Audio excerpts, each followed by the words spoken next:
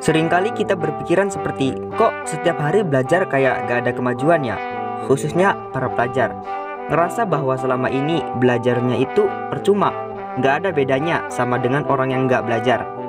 Jika kalian berpikiran percuma, kalian benar. Dan jika kalian berpikir itu tidak percuma, kalian juga benar.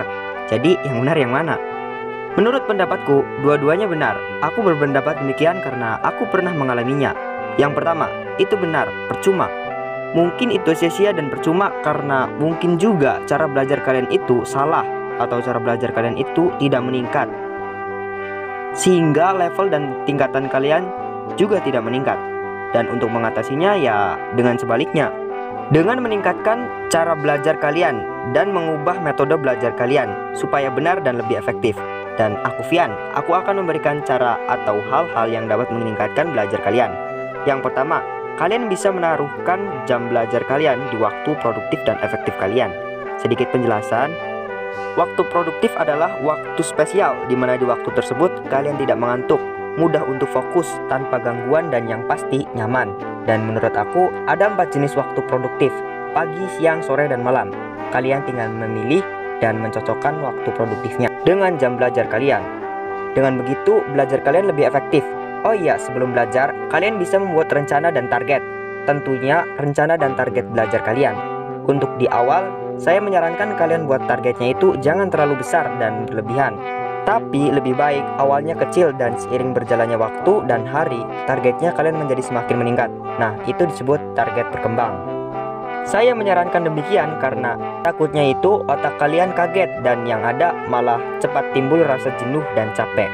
Tapi ini cuma saran, kalau kalian ambisius dan mau targetnya besar ya silahkan. Saya tidak melarang, yang penting konsisten aja sih. Targetnya itu seperti contoh, aku hari ini targetnya 1 bab 1 hari atau 2 halaman sehari. Dan masih banyak target lainnya. Kalian bisa mencari target dengan melihat jalur belajar dan peta konsep yang ada di buku. Biasanya berada di paling awal, dekat dengan daftar isi atau sebelum bab. Itu pun jika belajar kalian lewat buku. Kalau lihat video, kalian bisa mematokkan materi sebagai target. Seperti contoh, hari ini saya akan belajar struktur bagian manusia tentang reproduksi. Khusus hari ini tentang reproduksi. Nah, itu cuma contoh. Untuk mempermudah kalian dalam memahami suatu pelajaran, kalian bisa perkenalan terlebih dahulu dengan teori, materi, dan prakteknya. Atau tindakan yang ingin dipelajari. Kalian bisa berkenalan dengan melihat-lihat daftar isi, peta konsep dengan membaca sekilas atau melihat sekilas materi yang ingin dipelajari. Fokus, hilangkan gangguan dan jangan multitasking, karena multitasking itu membuat otak tidak fokus. Usahakan pikiran otak kalian itu ke materi. Kalau pikiran kalian teralihkan di luar materi, saya saranin kalian harus memahami kembali atau memahami ulang, supaya benar-benar nyangkol di otak kalian. Permudah dan bernyaman area belajar, dan juga persulit hal yang membuatmu malas belajar. Pada hal ini, saya saranin sebelum belajar, kalian ambil waktu 2 menit untuk mempermudah dan mempersiapkan medan pertempuran serta menyingkirkan gangguan atau hal yang membuat kalian malas. Mungkin 1 menit juga cukup. Tujuannya ya jelas mempermudah jalan kalian untuk belajar. Kalian juga harus ingat istirahat. Kalian bisa menggunakan metode 45 menit belajar dan 15 menit untuk istirahat. Jangan dibalik, tapi ya kalian pun juga harus bisa membedakan mana yang istirahat dan mana yang membuang-buang waktu. Kalian punya waktu 15 menit untuk istirahat, bukan berarti waktu tersebut digunakan untuk bermain sosmed ataupun main game. Waktu istirahat ya untuk istirahat. Kalau kalian mau main sosmed, game, atau kegiatan hiburan lainnya, taruh kegiatan tersebut sesudah belajar, bukan di waktu kalian istirahat. Jadikan kegiatan tersebut sebagai self-reward atau hadiah kalian setelah belajar.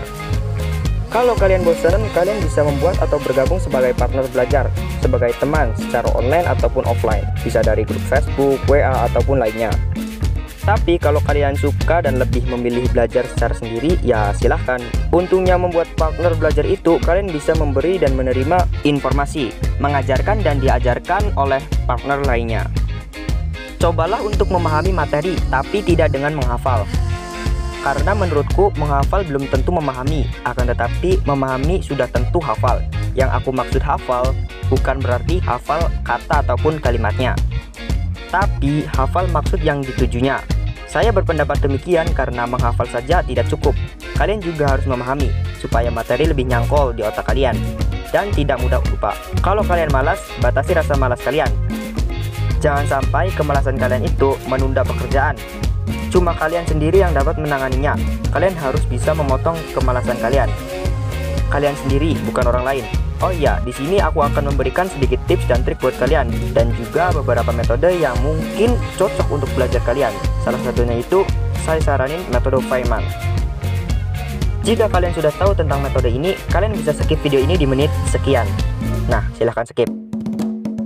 Yang belum tahu, sedikit penjelasan. Metode Feynman itu adalah, menurutku, metode atau teknik belajar menjadi guru pada materi yang kalian pelajari. Kalian ngebayangin materi tersebut dan jelaskan pada murid kalian, seperti halnya seorang guru. Pertama, kalian buat konsep belajar, lalu jelaskan materi tersebut seperti halnya menjadi seorang guru, menjelaskan materi ke muridnya. Setelah itu, lalu kalian tandai poin penting dan materi yang kalian belum pahami. Lalu kalian ceritakan dan jelaskan kembali dengan bahasa atau kata-kata yang simpel dan sederhana. Jika dirasa belum paham, kalian bisa ulangi ke step awal dan seterusnya. Jika kalian bosan, cari metode belajar yang baru. Dari sebuah penelitian, metode belajar yang paling efektif yaitu praktek dan mengajarkan. Kalian suka yang mana? Tinggal pilih dan cocokkan, karena setiap orang mungkin berbeda-beda. Oh iya, tips berikutnya, jika kalian merasa belajarnya tidak ada perubahan, kalian bisa tulis apa yang sudah dipelajari dan apa yang belum dipelajari. Dengan begitu, kalian bisa tahu perbedaan kalian sebelum dan sesudah belajar. Yang sebelumnya belum tahu materi dan sesudah paham akan materi tersebut. Dan tips terakhir, kalau kalian mau ujian, kalian bisa membayangkan menjadi pembuat soal untuk mengira-ngira soal yang akan muncul saat ujian.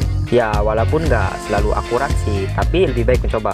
Cukup sekian, aku Fian, dan sampai jumpa di video lainnya.